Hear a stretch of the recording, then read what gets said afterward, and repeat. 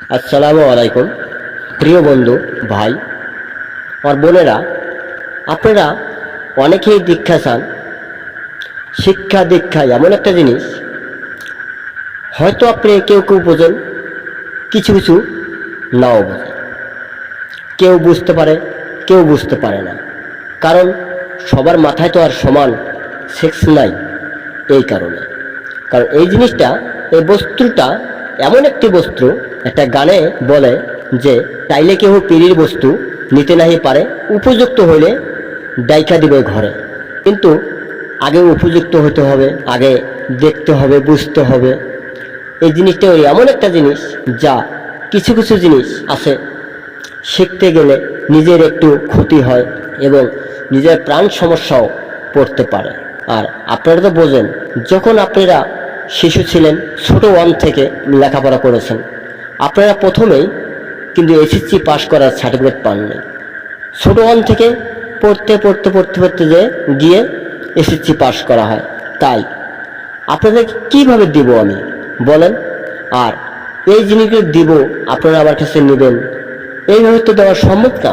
বলেন, এইভাবে কি দেওয়া সম্ভব? যদি আপনারা বলেন সম্ভব, আমি দিব, কিন্তু আমার খাটবে, আপনারা খাটবে না। যদি আপনারা চান আমি দিব, আমার কোনো দুঃখ নেই, আপত্তিও নেই, কিন্তু আপনাদের না খাটলে আমাকে আপনারা দোষ দিতে পারবেন না। দেখুন, এর মাঝে আমি গুরুজি কিছু কথা বলি।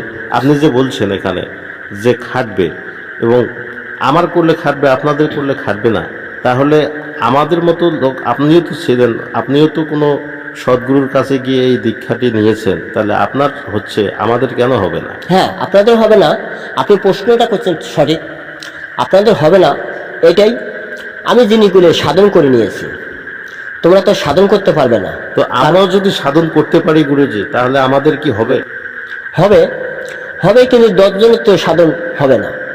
শুধু সাধন করতে হলে একজন সাধন করতে হবে। তো কিভাবে আমি একাই সাধন করব? আমাকে আপনি গুরুজি দেন দীক্ষাটি, আমার খুব প্রয়োজন। হ্যাঁ, আপনারা আসেন, আমার কাছে আসেন, সরাসরি আসেন, আমি আপনাদেরকে দিব।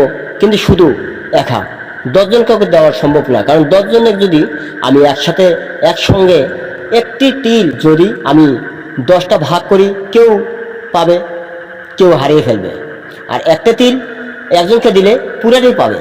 তো গুরুজি, আমি আপনার কাছে কিভাবে যাব? আপনি কোথায় থাকেন? আর আমার না গেলে কি আপনি এইভাবে আমাকে দিতে পারবেন না? আমি দূরে থেকেও কি দীক্ষা নেওয়া যাবে না কোনো সদ্গুরুর কাছ থেকে? যাবে, নেওয়া যাবে না এমন কোনো কথা না, নেওয়া যাবে, নিতে পারবেন, কিন্তু এটি ফোনের মাধ্যমে যোগাযোগ করে নিতে পারবেন।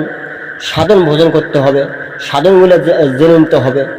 আপনি এই যে আমি আপনাদেরকে ভিডিও আপলোড করে পাঠাচ্ছি, এখানে সাধনের কথা বলা ঠিক না, কারণ কিছু কিছু কথা আছে গোপন হিসেবে বলা লাগে, কিন্তু সব কথা তো সব জায়গায় শেয়ার করার মতো না। তো গুরুজি, আমি আপনাকে ফোন করব। আমার ভক্ত কিন্তু এইরকমই গুরুজি। আমি যে প্রশ্নগুলো করতেছি, ভক্তের মনের একটা যে চাহিদা, এই প্রশ্নগুলো করতে চায়, সেই চাহিদায় আমি কিন্তু আপনার সাথে কথা বলতেছি গুরুজি। প্রিয় দর্শক, আপনারা তো ভিডিওটা দেখতেছেন এবং আমাদের মাঝে কিন্তু আপনার প্রশ্ন আমি কিন্তু এখানে আমার গুরুজির কাছেই কিন্তু বলতেছি। তো দয়া করে আপনারা ভিডিওটিতে দেখছেন গুরুজি কি বলছেন, এবং আপনারা অবশ্যই কিন্তু গুরুজির কাছে ফোন দিয়ে অবশ্যই আপনারা দীক্ষাটি নিতে পারবেন। তো তারপরে কি বলছেন গুরুজি, শুনি। কারণ একটাই জিনিস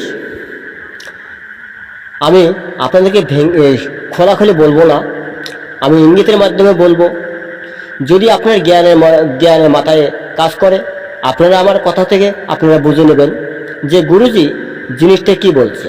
কারণ যে নদীতে কুমির থাকে, ওই নদীতে কিন্তু মাছও বাস করে। যে নদীতে কুমির নাই, ওই নদীতে মাছও থাকে না। যে নদীতে কুমির আছে, ওই নদীতে বড় বড় মাছও আছে। তাই এমন কিছু কথা আছে যে আপনাদেরকে যদি 10 জনের সামনে বলি, কথাটার মান থাকে না। আর যখন এককভাবে বলবো, তখন কথাটার মান থাকবে।